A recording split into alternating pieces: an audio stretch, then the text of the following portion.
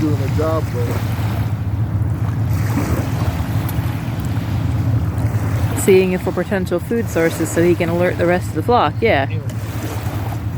But the rocks you're tossing to warn him off, he thinks are food. And he's like, What? where did it go? He threw food. I saw him throw food. Humans throw food here all the time. Where did it go? It's not floating. What kind of food did you throw? No.